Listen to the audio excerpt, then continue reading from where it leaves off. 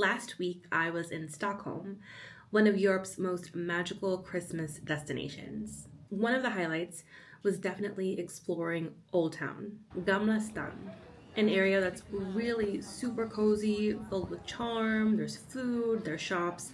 I absolutely loved it. And from that area, I also experienced one of Sweden's most cherished traditions, the Julbord, also known as the Christmas table. Hi, I'm Parker, and welcome to House Momentum. My fiance had business in Stockholm, so to make the most of our trip, we decided to make it a festive one, like experiencing my first Christmas table as a new resident of Sweden. In this video, I'll share with you the entire Christmas table experience so you know what to expect on your visit to Stockholm. I'm not only going to share my Christmas table experience, but also my Christmas table experience on a Christmas boat. So a Julbord or Christmas table really consists of two things on the water. One, beautiful views of Stockholm at night. You can see the city lit up and other attractions lit up. It's really a nice sight to see. And two, a 5-course Swedish holiday feast. Initially, I really didn't understand what a Christmas table was, what it meant.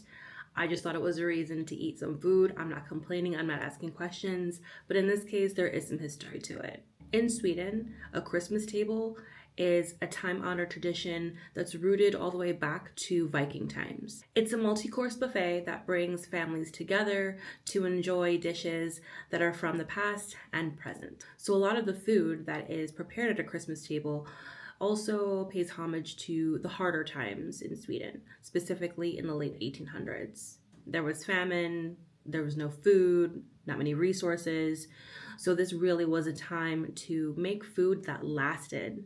And then when it came time to the holidays, you took all that food that you stored, those foods that could be fermented, those foods that could be stored for long periods of time, and everyone came together with their food during Christmas and celebrated the feast. So a lot of the meals that I'll be going into are the very same meals that they ate at that time and even well before that. So my family is in America. Of course, we happen to be sat next to the only other Americans on the boat. And not only that, they're from New Jersey, where I'm also from. It was really nice. The ladies, Jill, Kathleen, Elliot, if you're watching, hi. It felt really nice to have a little piece of what felt like home with me. Okay, so let's get into the food. Course number 1, the herring. So herring, to me, when I first heard about it, I was like, what is this fermented like fish situation? Was kind of unsure about it, but I have to say, if you just think less about it and when you have it, it's actually pretty good. So it is a type of fermented fish that comes with different flavors like mustard and dill and different cream sauces. So there's different variations of the herring.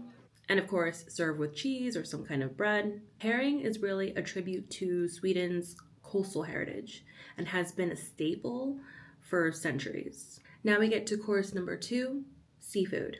That really consisted of salmon and different types of smoked fish. All really good, all really light, all really fresh. And these are typically paired with schnapps. It's one of Sweden's favorite spiced spirits, and we had some. There's a particular type of schnapps that I don't know how to say in Swedish yet, but I know it translates to the Old Danish. The Old Danish. Now, when we asked for it, the waitress gave us a little look like, you sure you want that? And my fiance did tell me it's like one of the strongest ones. And I'm like, I don't know if this is a good idea. I immediately regretted my decision after I saw the waitress's face. However, I took it like a champ. It was fine. Honestly, I don't know if it's because we were on this like family-friendly boat that they gave us the PG-13 version, or if the East Coast roots they're strong.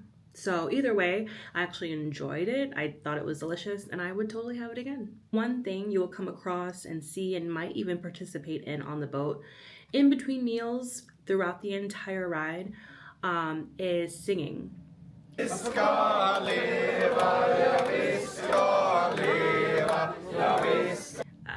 There'll be random tables that start to sing jingles, almost like caroling, if you will. Some of them are funny. A lot of them are in Swedish. Most of them are. So if you know the words, you can participate even if it's not your table singing. In my case, I just sat and did the nod because we don't know Swedish yet. So, but we will. But it's still a fun time, and it usually involves Schnapps. That's why I had my hand up. It usually involves a shot after, and it's just ongoing. So take your time and pace yourself, especially when you start to hear some singing, some jingles.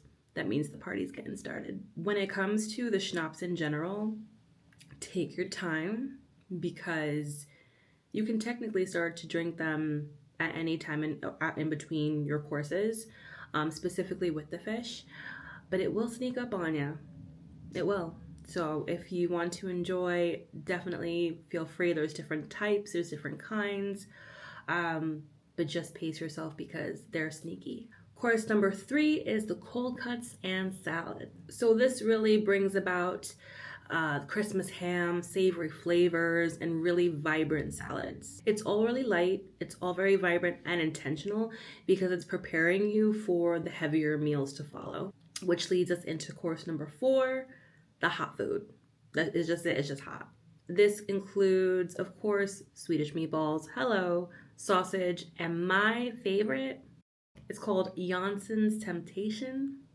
And it gonna tempt you in a shocking, surprising way. Jansson's Temptation is creamy, like grated potatoes, but it also has anchovies in it. And I'm like, what? This flavor combination with the anchovies and the potato, it blew my mind. But it was good, and there's a reason why it's called Jansson's Temptation, because it's true. It was my temptation. I could eat that all day. I could have that. It's just pure comfort food. So course number 4 is really just about the comfort food coming in. You had all the fresh and light stuff in the beginning, and now you're ready for that hearty stuff. And then course number 5, to wrap it up, is the cheese and the sweets. So the desserts and all the cheeses. There was your typical like candy, fruit tarts, cookies, a lot of different types of cookies. I kind of took some random things that I can't even remember at this point, but it was all pretty delicious. It wasn't too sweet, which was nice. A lot of the fruit really played into the sweetness of it all, so it wasn't overwhelming. It was just a perfect way to wrap everything up with some coffee if you wanted, or in our case, more schnapps. This is definitely something I would do as a tradition moving forward.